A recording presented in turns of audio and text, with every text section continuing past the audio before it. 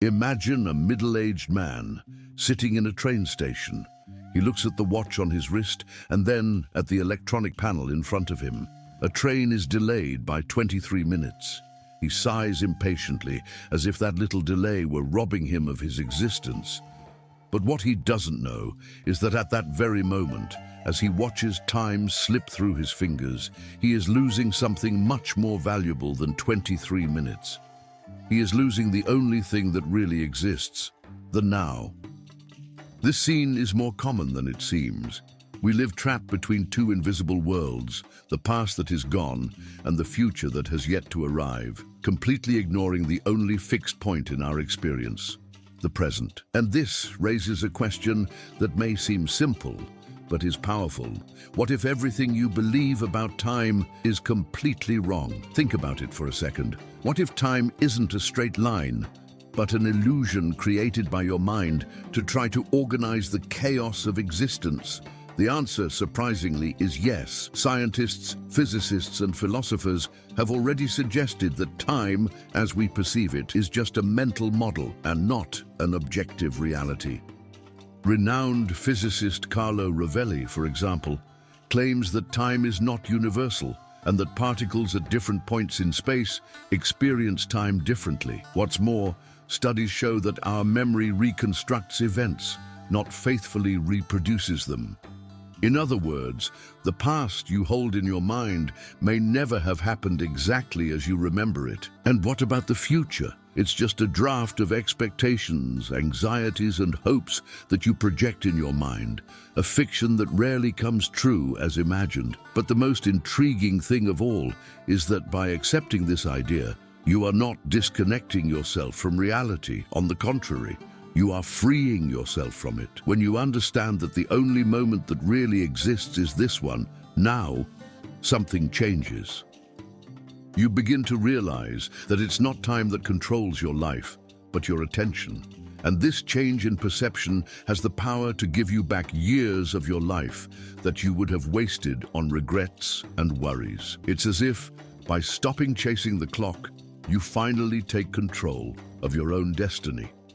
In this video, you won't just understand why time is an illusory construct. You'll discover how to use this understanding to transform the way you think, act, and live. We'll explore step by step how to master the present, reprogram your beliefs, and see life as a creative game where you set the rules. So, if you give me a few minutes of your attention, not time, attention, I'll show you how to achieve something that many people spend their entire lives seeking: true freedom. And it all starts now. Have you ever stopped to think why we feel that time is passing more quickly as the years go by? When we were children, vacations seemed to last forever. Today, a month flies by like a week. This feeling isn't just psychological. It's a clue that time may not be as real as we believe. And this is the key to understanding what we call the great illusion of time. Because contrary to what we're taught from an early age, time is not a straight line. It doesn't run from past to future with the precision of a metronome. In fact, time is a construct created by the human mind to organize life's events. And this construction, however useful it may seem, can become an invisible prison. In 1905, Albert Einstein changed everything with the theory of relativity. He showed that time is not absolute. It can speed up or slow down depending on speed and gravity. This means that two clocks placed in different environments can set different times. This discovery challenged centuries of linear thinking. Decades later, experiments carried out with atomic clocks confirmed this. A study carried out by the National Institute of Standards and Technology in 2010 showed that a clock positioned just 33 centimeters above another already ticked differently because of gravity. The conclusion: time is not fixed. It is relative. But that's just the beginning. If physical time is already unstable, psychological time is even more volatile. Our mind doesn't relive the past, it reconstructs it. Every time you remember something, you're re-editing that moment, like an editor altering an old video. Neuroscience calls this memory reconsolidation. In 2003, a study by New York University showed that whenever we access a memory, our brain rewrites it based on current emotions and information. In other words, our memories are updated versions of what once happened, not faithful copies. What about the future? It's not real either. It's a simulation. The mind projects scenarios based on past experiences and present emotions. We think, what if this happens? Or what if that goes wrong? Creating a universe of possibilities that often never materialize. A 2019 survey published in the Journal of Anxiety Disorders showed that more than 91% of people's worries never come true. What does this tell us? That the future, like the past, is a figment of the imagination. Now imagine the impact of this on your life. Thousands of people spend their days remembering traumas, reliving hurts, or worrying about problems that may never exist. They live between two phantom times, past and future, while the present, the only moment that really exists, is ignored. This leads to anxiety, stress, and emotional blockages. Modern psychology has proven that living in the present drastically reduces symptoms of depression and anxiety. The practice of mindfulness, for example, which consists of keeping your attention on the now, has been tested in various clinical studies, such as those by the American Psychological Association, and has been shown to reduce anxiety by up to 58%.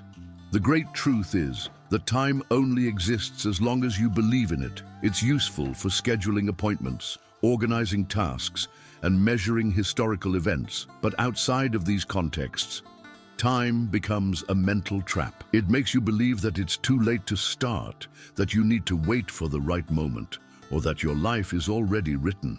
When, in reality, all you have, all you've ever had, is this very moment. So if you really want to recover 10 years of your life, the way is not to go back in time, but to deconstruct the idea of time. It's understanding that now is not just a pause between what has been and what is to come. Now is the stage where everything happens. It's the place where your mind reconnects with your body, where your attention can finally free itself from the prison of minutes and seconds. And when you start living in the now, you discover something surprising. Time isn't passing. It's you who is moving. Let's imagine for a moment that your mind is like a filter, an invisible filter that shapes the way you see the world, interprets situations, and react to everything around you. This filter is built, for the most part, by something we don't always consciously realize: the beliefs we've carried since childhood. Beliefs about who we are, what we are capable of, what is possible or impossible. And here's the crucial point. These beliefs are not absolute truths. They are learned interpretations, often inherited from other people, repeated so many times that they have become automatic. And what's most impressive? They have the power to completely transform your reality, for better or for worse. When you believe you are limited, insecure, or unable to change, your brain acts accordingly. It interprets the events of your life through this distorted lens. Criticism becomes confirmation that you never get it right. A mistake becomes proof that you're no good. This mechanism is called confirmation bias, and it's extremely powerful. Your brain literally selects information from the real world that validates your internal beliefs, ignoring the rest. This is because your neural system is programmed to seek coherence. In other words, it prefers to maintain a consistent internal story, even if that story is holding you back. But if that sounds like a trap, there's good news. This system can also be reprogrammed. This is where the concept of neuroplasticity comes in, the brain's ability to remodel itself based on new stimuli and thoughts. Research from Harvard University has shown that people who practice positive affirmations for just 2 weeks activate areas of the brain linked to learning and self-image. This means that by consciously repeating a new belief, such as "I am capable" or "I deserve success," you are literally creating new neural connections. Science confirms, what you think often, you become. Another study, published in the journal Nature Neuroscience, revealed that changes in brain structure can occur in just 21 days with consistent repetition of new mental patterns. This debunks the myth that people don't change. In fact, they do, but only when they change the basis of their beliefs. And that requires not just repetition, but emotion. Yes, emotion, because the brain records more strongly what is felt with intensity. That's why repeating a phrase automatically isn't enough. You have to experience the new idea as if it were already real. Now think about this. If you wake up every day mentally saying, "My life is difficult," or "Nothing works out for me," your body reacts with tension, your mind goes on alert, and you start to see the world through that lens. Conversely, if you start the day with "I'm in control" or "Today is going to be amazing," your brain activates the attention and reward systems, and you literally start to see opportunities that were invisible before. And this isn't magic, it's brain function. The reticular activating system, a part of your brain responsible for filtering stimuli, works like a radar. It selects everything that is relevant to you based on what you believe. In other words, by changing your beliefs, you change what this radar looks for. External reality begins to reflect what you cultivate inside. That's why many people, when they change their core beliefs, report that everything started to work out. It's not the world that has changed. It's their eyes that have finally become clear. It's like cleaning a dirty lens and realizing that the problem was never what you saw. It was how you were seeing it. And that's liberating, because it proves that you are not at the mercy of fate or fixed circumstances. You are, above all, the invisible architect of your own experience. In the end, believing is not just an act of faith. It's a powerful reality-building tool. And when you learn to master this tool, you discover that the change you're looking for outside has always started inside you.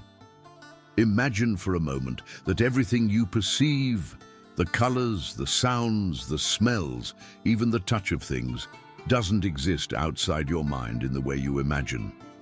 This idea may seem absurd at first glance, but it is supported by a growing body of scientific and philosophical research. What we call reality is actually a sensory interpretation of the brain based on information that it continuously collects, organizes, and processes. This means that you don't live in the world as it is, but in a personalized version created by your mind. In other words, reality is not an absolute fact. It is a mental construction. In the 1980s, neuroscientist Donald Hoffman from the University of California began a series of studies that culminated in a surprising conclusion. The human brain did not evolve to perceive objective truth, but rather to perceive what guarantees survival. In other words, our senses are not transparent windows to the world, but interfaces that simplify the complexity of the universe in order to make it functional for our existence. This is in line with the so-called interface theory of reality, which states that we see the icon of things, not their essence. A simple example?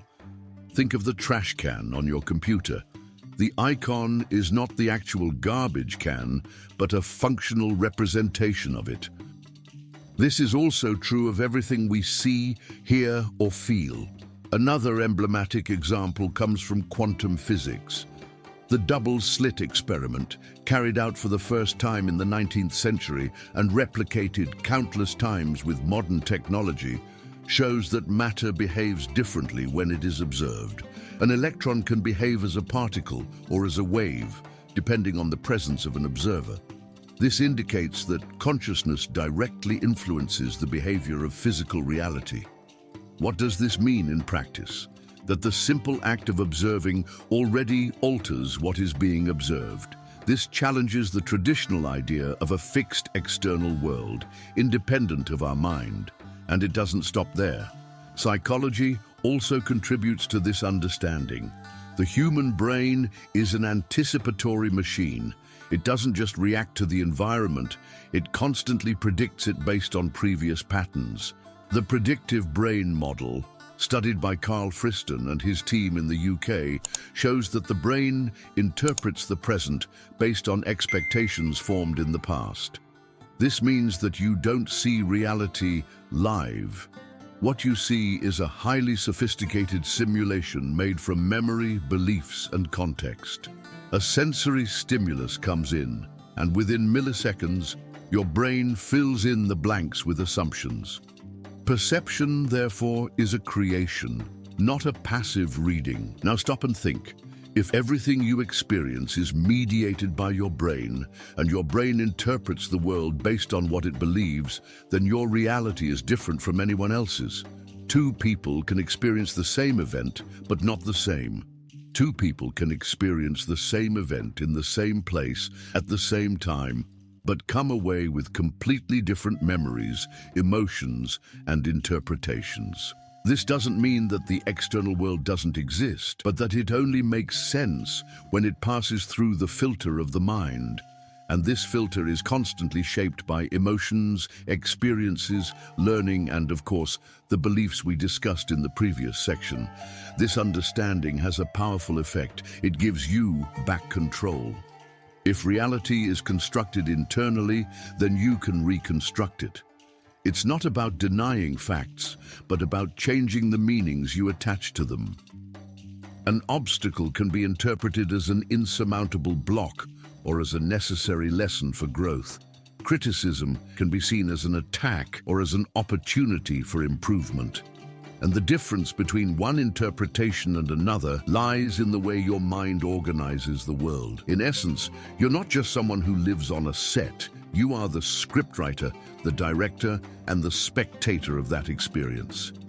External reality may bring the elements of the stage, but it's your mind that writes the script and decides the soundtrack.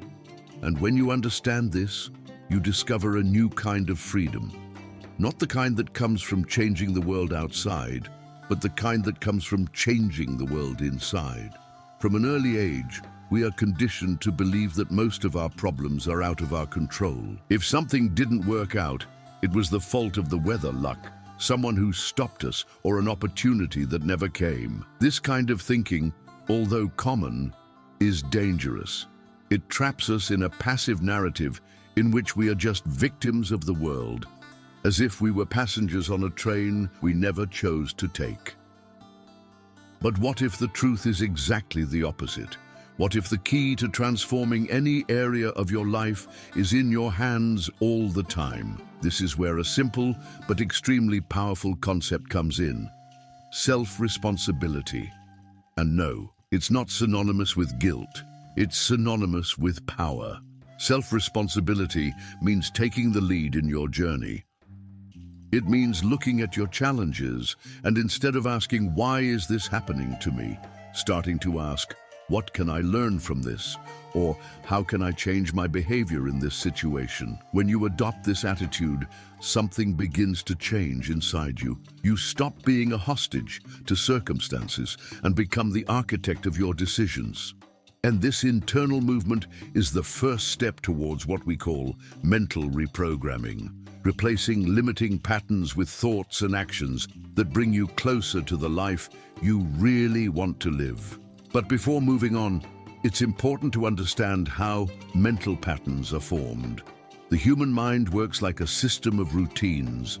Everything that is repeated frequently, thoughts, emotions, behaviors, becomes a pattern. In other words, an automatic response. This is because the brain seeks to save energy. The more a pathway is used, the more it is strengthened. This principle is called neuroplasticity, and it is precisely this that makes change possible. Scientifically, our brains are malleable, adaptable, and constantly evolving. Studies published in Frontiers in Psychology show that with just 30 minutes of mental practice a day, the brain begins to develop new connections, changing internal routines that have been ingrained for years. Now imagine that you carry around a set of negative beliefs, such as, "I'm never good enough," or "I always fail when I try something new." If these thoughts are repeated frequently, Your brain will reinforce these neural circuits, and before long, they become your worldview. It's like software running in the background, dictating your actions without you realizing it. And that's why mental reprogramming becomes urgent. It's not a luxury. It's a necessity for anyone who wants to break out of cycles of sabotage and create a reality that's more in line with their goals. The reprogramming process begins with a simple act: awareness. You need to observe your own thoughts, as if you were a scientist analyzing data. What phrases do you mentally repeat every day? Which situations make you reactive? What emotional patterns are repeated? This investigation is the starting point. From there, the next step is to apply techniques that replace these automatic thoughts with new affirmations that are more positive and in line with who you want to become. One of the most effective techniques is creative visualization. It consists of imagining in great detail a version of yourself that is already living the life you want. The secret lies in not just visualizing, but feeling what it would be like to be in that state. This activates areas of the brain related to memory, pleasure, and motivation, making that scenario more familiar and attainable. A study conducted by Harvard University showed that athletes who only visualized mental training had a significant improvement in physical performance, almost equal to that of athletes who trained physically. This proves that the brain responds to the imaginary as if it were reality. In addition to visualization, another powerful practice is the use of intentional affirmations. But beware, repeating generic phrases without emotional involvement is not enough. Reprogramming only happens when there is emotion associated with the repetition. Phrases such as, "I am safe to express myself," or "I am capable of achieving my goals," need to be truly felt, as if they were already part of your identity. Repeated every day, preferably in the morning or before bed, when the brain is most receptive, these affirmations work like seeds sown in the fertile soil of the subconscious mind. Finally, you can't ignore your environment. Reprogramming your mind while living surrounded by negative people or in a context that reinforces old beliefs is like trying to dry ice. Your environment is a reflection of what you accept as normal. Therefore, try to surround yourself with stimuli that uplift you. Transformative books, constructive conversations, content that feeds your new identity. Small daily choices, such as listening to an inspiring podcast on the way to work or writing 3 gratitudes a day, can, over time, completely restructure your way of thinking and acting. In short, self-responsibility gives you the freedom that many people spend their entire lives looking for. It doesn't exempt you from difficulties, but empowers you in the face of them. And when you combine this awareness with practical mental reprogramming actions, something magical happens. You stop just surviving and finally start living with purpose. Close your eyes for a moment and imagine that your life is a game. You were born with a character, given a mission, and thrown into a scenario full of challenges, allies, and obstacles. Does it sound like fiction? Maybe. But what if I told you that this analogy bears more resemblance to reality than you might think? Great philosophical traditions, such as Hinduism, already spoke of life as a divine game known as Lila, a cosmic play in which each being is a temporary player taking on roles in order to grow and learn. Today, with advances in technology and physics, this playful view of existence is coming back into play even more strongly. And it can be a powerful tool for changing the way you face the challenges of everyday life. To see life as a game is not to deny its seriousness, but to adopt a new perspective. In the world of games, making mistakes is part of the process. Each difficult stage, each obstacle, each game over is a learning opportunity. When we apply this logic to real life, something changes. Mistakes stop being failures and become trials. And the fear of trying, which paralyzes so many people, begins to lose its strength. Because in a game, you can always try again. What if life were like that too? A space where you can experiment, recalculate routes, change strategy, and if necessary, start again? What's more, every game has rules. But unlike digital games, in real life you can rewrite some of these rules. Many of the norms we follow, such as standards of success, behavior, identity, have been imposed by other people, institutions, or society. When you start to question these rules, you realize that many of them don't make sense for who you are. And this questioning is what opens the door to autonomy. It's when you stop playing in automatic mode and take on the role of designer of your own journey. But let's go further. What if the reality we live in is, in fact, a simulation? This theory, although controversial, has been debated by renowned scientists. In 2003, philosopher Nick Bostrom published an article that shook the academic world, proposing that there is a great chance that we are living inside a sophisticated simulation created by an advanced civilization. Elon Musk, CEO of SpaceX, has also defended this hypothesis by stating that the chances of us being in base reality are 1 in billions. This doesn't mean that nothing is real, but rather that reality itself can be molded, programmed, just like in a game. And here's the catch. Even if life isn't literally a digital simulation, it works like one. Your mind operates with invisible codes, beliefs, habits, emotional patterns that determine your actions and reactions. Once you understand this, you begin to realize that you can hack these codes, change internal commands, and redefine the parameters of your existence. You can choose new objectives, change stages, adjust your strategy, and even change characters if the role you play today no longer makes sense. Many people live trapped in characters they didn't even choose.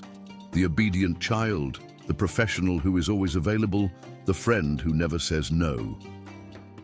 But the truth is that you can change the script at any time. As in a game, the identity you assume is a choice, not a sentence. You can, for example, stop playing in survival mode and start playing in expansion mode, where mistakes are lessons and goals are exciting challenges. The big turning point comes when you stop seeing yourself as a victim of circumstances and start seeing yourself as the protagonist of a plot that is constantly being built up. Every decision becomes a move. Every thought, a program, every challenge, a new level to be conquered. Best of all, you have unlimited access to control. At any time, you can pause, reflect, adjust, or even restart what no longer serves you. Looking at life as a game is not to infantilize existence, but to make it lighter, more dynamic and creative. It means understanding that you are not bound by a fixed destiny. You are, at the same time, the player, the scriptwriter, and the programmer of your own experience. And that changes everything, because when you accept this role, you realize that the real goal of the game isn't to win, it's to evolve. Have you ever noticed how contagious emotions seem to be? A group of people laughing can make even the most serious observer burst into laughter. In the same way, when someone expresses fear or anger in an environment, the mood changes, as if everyone picks up on that energy. This is no coincidence. It's a reflection of what scientists and thinkers call collective consciousness, an invisible but powerful field where thoughts, emotions, and intentions intertwine, creating waves that go beyond the individual and influence the behavior of entire groups. We are connected far beyond what the eye can see, and this connection, when understood, has the potential to change not only personal lives, but the destiny of entire communities. The idea of a collective mind is not new. In 1893, Emile Durkheim, one of the fathers of modern sociology, already talked about the concept of collective consciousness as the set of beliefs and attitudes shared by a society. He argued that this phenomenon shaped social rules and gave cohesion to human groups. Over time, this notion took on even deeper contours and was investigated by various disciplines, from psychology to quantum physics. One of the most fascinating experiments in this area was conducted by Princeton University in the United States.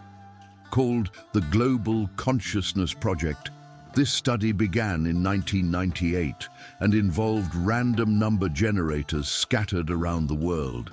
The idea was simple. These devices were supposed to generate random data constantly without any pattern. However, during events of great collective emotional impact, such as the September 11 attacks or the death of Princess Diana, the data began to show unusual patterns. In other words, collective emotions seemed to influence the electronic systems. This raised a disturbing question. Do human thoughts and feelings affect the Earth's informational field? From the point of view of neuroscience, there is also evidence of this connection. The so-called mirror neurons, discovered in the 1990s, explain why we feel empathy. They are activated both when we perform an action and when we see someone else performing the same action. In other words, the brain doesn't distinguish between what we do and what we observe in others.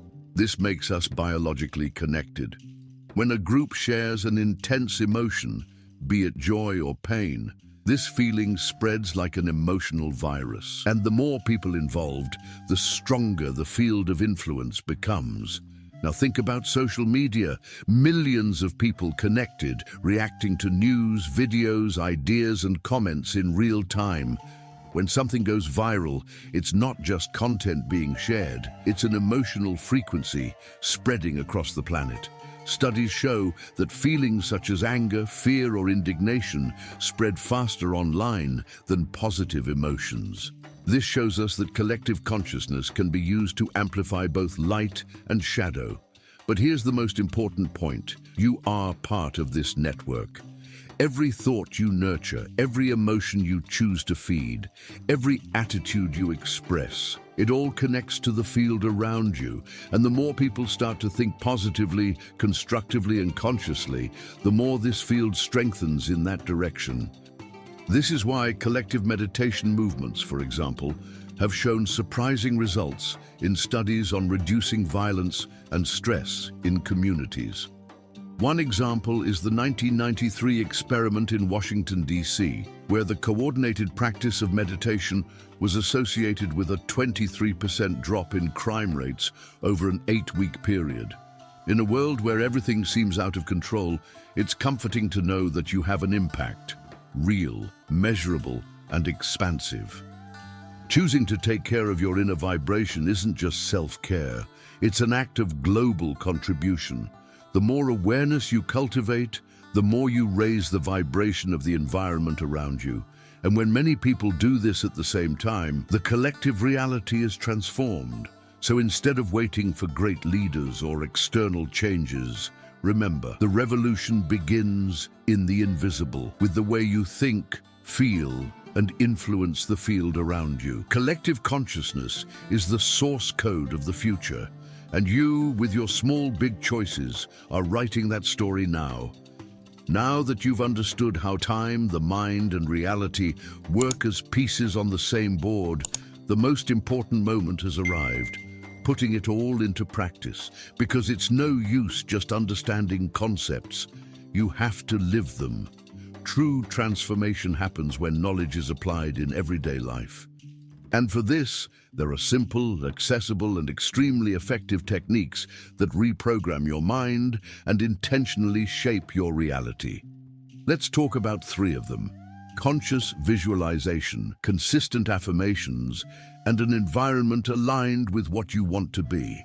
Let's start with visualization, a powerful tool used by elite athletes, artists, entrepreneurs, and even astronauts. Visualization means creating clear and detailed mental images of the reality you want to experience. But here's the secret. It's not enough just to imagine superficially. You have to involve all your senses.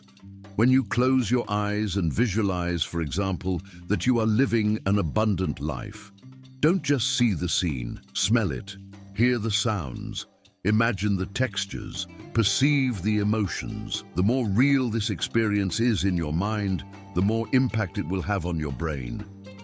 Research from Harvard University has shown that people who only imagined exercising were able to increase their muscle strength by up to 30%, even without lifting any weight. This is because the brain does not clearly distinguish between what is real and what is intensely imagined. It responds to internal experience with the same force as external experience. Therefore, when you repeatedly visualize a new version of yourself, secure, fulfilled, happy, your brain begins to build the neurological foundations to make this possible. Now to the second technique, conscious affirmations. Unlike empty phrases said on automatic, effective affirmations are positive statements in the present tense that reinforce the identity you want to assume. They're not about pretending that everything is perfect, but about feeding your mind with commands that create coherence between your desires and your actions. For example, instead of saying, "One day I will be confident," you say, "I feel more and more confident in expressing myself." Repeated daily, this phrase begins to create a new neural pattern, replacing old beliefs that previously dictated your self-perception. The ideal is to repeat these affirmations at specific times of the day, right when you wake up, before going to sleep, or in moments of silence and introspection. It is at these times that the brain is in a state of more receptive brainwaves, such as the alpha or theta state, and is more likely to absorb these messages without critical filters. But no technique will have a lasting effect if you don't take care of your environment. Imagine you're trying to grow a rare and delicate plant. There's no point in investing in seeds and watering if the soil is contaminated, right? It's the same with your mind. The physical and social environment that surrounds you directly influences your thoughts, emotions, and behavior. If you live in the midst of chaos, constant noise, and the negativity of other people, your nervous system will remain on alert, and it will be much harder to stay focused on transformation. So adapt your space. Make it a place that inspires you to grow. It could be something simple, a wall with phrases that motivate you, a reading corner, a playlist that calms you down. Above all, choose the people you connect with carefully. Being surrounded by people who support you, challenge you positively, and believe in your potential is an accelerator of results. Visualizing is creating the mental image. Affirming is programming the command. And building a healthy environment is what keeps everything going. Together, these three practices create a solid foundation so that the transformation is not momentary, but progressive and consistent. Because changing from the inside out is possible, but keeping that change alive requires consistency, intention, and presence. And this is entirely within your reach. There is a moment in the journey of personal transformation when the quest for self-knowledge stops being just a tool for improving one's life and takes on a deeper, almost sacred role. This is when you begin to realize that evolving, growing, and expanding is not just an individual choice, but a spiritual mission, not in the religious sense, but as an inner calling that gives meaning to existence. When you understand that your own change has a direct impact on the world around you, something lights up. Your transformation is no longer just about you, but about everyone you cross paths with. Spirituality, in this context, is not something separate from practical life. It is in everyday decisions, in the intentions you put into every word, in the way you treat others, even when no one is looking. It reveals itself when you choose integrity over convenience, when you take responsibility for your emotions, when you forgive instead of perpetuating grievances. This kind of posture isn't easy, but it's what sustains true transformation. And more than that, it's this path that builds a direct connection with what many call purpose. Living with purpose doesn't necessarily mean discovering a grandiose mission, like saving the planet or founding a revolution. Most of the time, purpose manifests itself in subtle ways. It's being in harmony with who you are. It's living in a way that is coherent with your deepest values. It's feeling that every little action is part of something bigger. When you align your decisions with your inner growth, your life stops being random and starts becoming intentional. You're no longer just surviving, you're living with awareness. Many spiritual traditions, from Buddhism to Sufism, from Kabbalah to Hermetic philosophy, affirm that the evolution of the soul happens precisely through human experiences. In other words, life is the laboratory of the soul. Every challenge, every relationship, every intense emotion is an opportunity for internal polishing. And the more you commit to this process of personal improvement, the closer you get to your essence. Spirituality, then, ceases to be something abstract and begins to be lived in the body, in the mind, and in choices. Neuroscience is also beginning to study the effects of this integration. Research from the University of California has shown that practices such as meditation, active compassion, and gratitude alter the functioning of the brain, especially in areas related to empathy, self-control, and well-being. In other words, living with spiritual awareness is not just a philosophy. It's a transformative practice that generates real and measurable results. Those who live with this presence become more resilient, more centered, more capable of dealing with life's ups and downs without getting lost in them. And here's a crucial detail. True transformation is not a destination. It's a continuous path.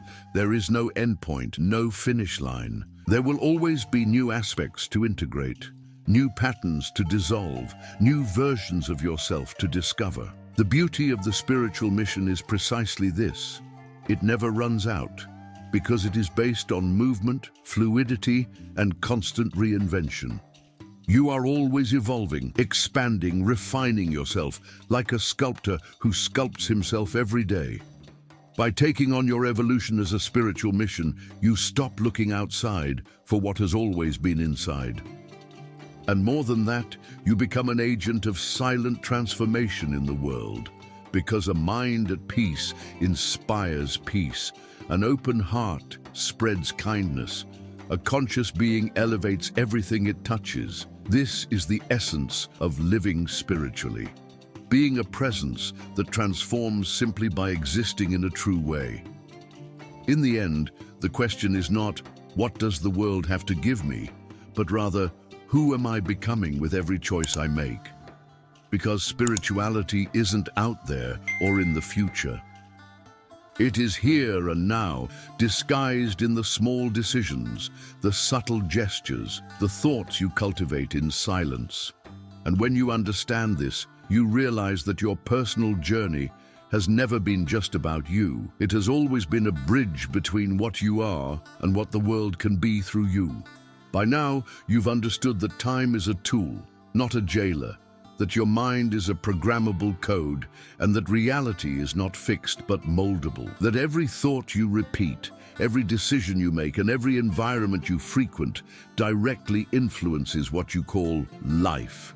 And above all, that you are not a passive spectator of this story. You are the author, the editor, and the protagonist. That's not a nice metaphor. It's a direct invitation to responsibility, courage, and change. Don't wait for another sign. What you're looking for, more clarity, more freedom, more direction, isn't going to fall from the sky. It's in your hands now. Start small, but start. Replace a phrase you usually repeat with one that is more in line with who you want to be. Visualize your next achievement, even if it still seems far away. Change something in your environment, even if it's just the organization of your desk or the content you consume throughout the day. Because small daily changes made with intention accumulate strength over time. And before you know it, you'll be living a completely different reality. If you understand that personal transformation is your mission, that your consciousness affects the collective, and that your mind builds the world around you, then you already have everything you need. There is no right way or magic recipe. There is consistency, there is commitment, and there is choice. The choice to do now what you used to put off. The choice to leave behind what is holding you back. the choice to get off autopilot and take the wheel of your own existence. The world won't slow down to wait for you, but you can slow down inside to cope better with everything around you. You can create focus in the midst of chaos. You can find meaning even in the most ordinary days. And you can influence the environment around you simply by being more aware, more present, and more consistent with what you believe in. And if you still have any doubts, remember one thing: no one is going to live this life for you. No one is going to breathe in your shoes, make decisions for you, or carry the weight that only you understand. But that's not a curse, it's a gift. It means that the power to change is, and always has been, in your hands. The world outside may be unpredictable, but what you build inside is your fortress, and that's where the greatest transformations are born. So go, do what needs to be done, not because someone told you to, but because you've finally understood. Your life begins when you stop waiting and start moving. The next phase is waiting for you, and control has always been yours. Now it's up to you. If this content made sense, don't stop here. Leave a like, subscribe to the channel, and turn on notifications so you don't miss any content. Now watch this next video where I show you another essential step to change your reality.